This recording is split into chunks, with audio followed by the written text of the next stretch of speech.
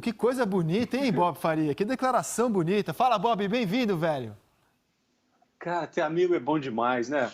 Conforta o nosso coração nesse momento de absurdo que a humanidade vive. Que coisa legal. Lino, beijo, meu querido, meu ídolo. Olha só, ainda não deu tempo de ter um eco, digamos, oficial, não é? Desde que surgiu essa história de que o Jorge Jesus poderia voltar para Portugal, aí as primeiras especulações surgiram nesse sentido, de que assim, quem seria o alvo principal do Flamengo caso perdesse Jorge Jesus? O segundo melhor técnico do ano passado, no caso, o Sampaoli. Mas, eu conversando com dirigentes, conversando com gente do Atlético, o argumento é o seguinte, as condições oferecidas ao Sampaoli, elas são tão boas, a forma como o Atlético atendeu às demandas dele até agora foi tão positiva, tudo que está sendo pedido está sendo entregue, que aí a palavra pode parecer um pouco forte, mas eu acho que ela define. Seria uma cafajestagem gigantesca se o treinador deixasse o Atlético agora, depois de todo o investimento que fez, para assumir o Flamengo. Então, acreditam os diretores do Atlético, acreditam os profissionais do Atlético, de que mesmo que haja uma investida no Sampaoli, ele não aceitará, porque o projeto que ele propôs está sendo feito, está sendo cumprido. Dívidas estão sendo acumuladas, investimentos estão sendo feitos. Tudo aquilo que ele quer para trabalhar está sendo dado. Então, não faz o menor sentido quebrar o contrato nesse momento. E eu estava comentando aqui antes, Bob, assim, eu acho que seria muito feio, caso o Flamengo procure o Sampaoli, depois do cara chegar, ele tem um jogo, né? Um jogo oficial, comandando o Galo, trouxe jogadores que ele quis, beleza, gente, tem uma coisa melhor ali, tô indo embora. Eu acho que seria realmente feio. E eu te pergunto, o quanto a lesão do Tardelli atrapalha o planejamento do Galo, Bob? Eu acho que atrapalha um pouco. O Tardelli teve uma lesão gravíssima, né? Estourou ligamento, estourou cartilagem do talos, que é aquele osso que liga o pé à perna, não é? Teve ainda uma fratura, ou seja, ele teve uma contusão muito feia. Foi operado ontem, aliás, é legal a gente dizer, já voltou para casa.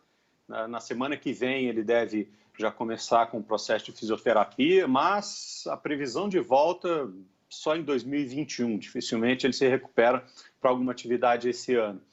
E o Atlético já estava procurando um outro jogador nessa posição.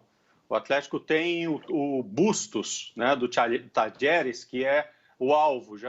As coisas já estão alinhavadas e é um jogador ali para frente, é uma posição. A gente até discutiu isso aqui outro dia, né, que seria mais um estrangeiro no Atlético. E aí alguém ia acabar tendo que sobrar, né? Dos 7, alguém ia ficar fora, porque só podem levar 5 para o jogo. Mas isso esquenta a busca desse jogador, que é um pedido também do Sampaoli.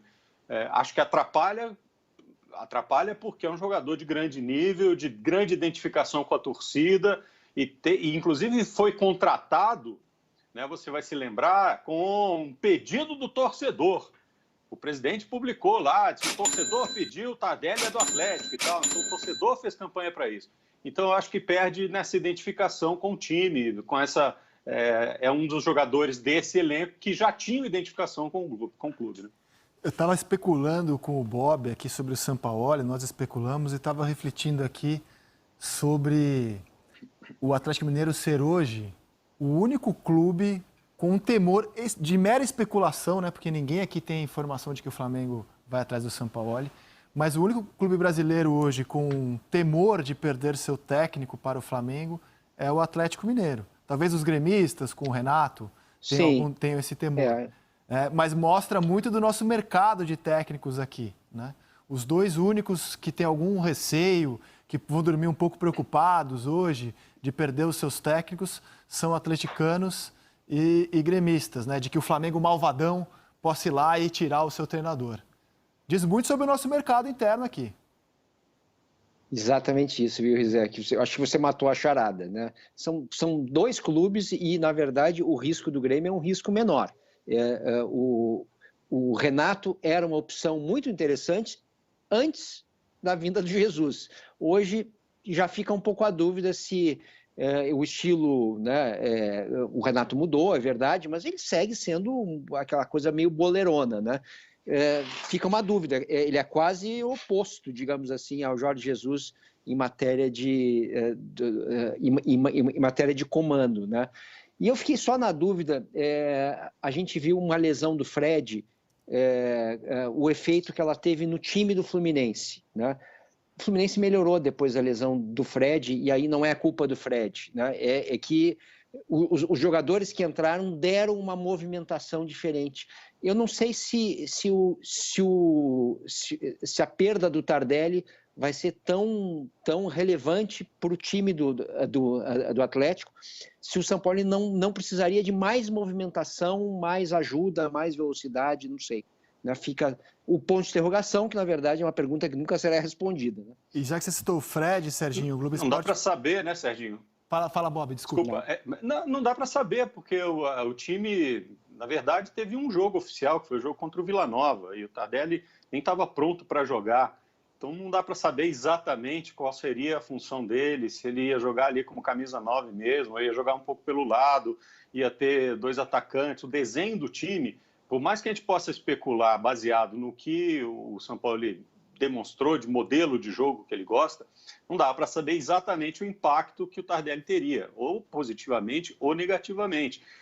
Então a gente só pode falar do impacto junto ao torcedor e junto ao grupo, mas no desempenho do time é impossível, já que o time, na prática, ainda não existe.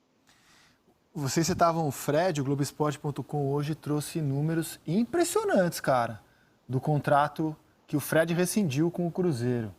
Foram 31,2 milhões de salários em 3 anos, mais 2,49 milhões de direitos de imagem, mais 10 milhões de luva, mais 10 milhões na possível perda judicial para o Atlético Mineiro e mais 7,2 milhões para possíveis bônus por metas alcançadas. Que beleza, hein, Bob? Cara, que contrato, né? Que contrato. Eu tenho a impressão de que quem assinou esse contrato claramente tinha consciência de que não ia pagar, que ia puxar o tapete, ia dar uma volta em alguém. E o Fred está aí, já passa de 70 milhões, né, o que pede para o Cruzeiro, incluindo esses 10 que já não são 10, já deve ser 15 ou alguma coisa assim, em relação à multa.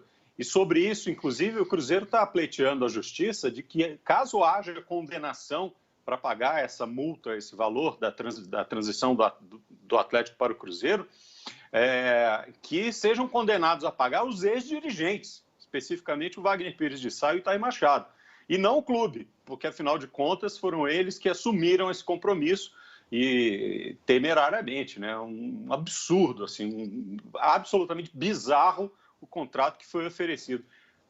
Na minha opinião, acho que o Fred, nesse imbróglio todo, talvez ele tivesse consciência de que o Cruzeiro não poderia pagar e que em algum momento ia dar problema. Mas ofereceram para ele. Ofereceram para ele, ele aceitou. Né? E agora os caras estão tendo que se virar com essa confusão toda.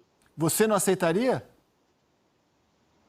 Cara, levando em consideração de com quem foi feito o negócio, eu acho que eu pensaria muitas vezes, teria uma assessoria jurídica muito mais cuidadosa nesse sentido, entendeu? Resposta foi excelente para uma pergunta não tão boa assim.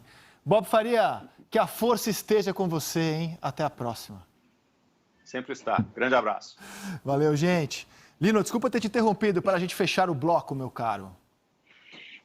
Eu nem me lembro mais o assunto, Isaac.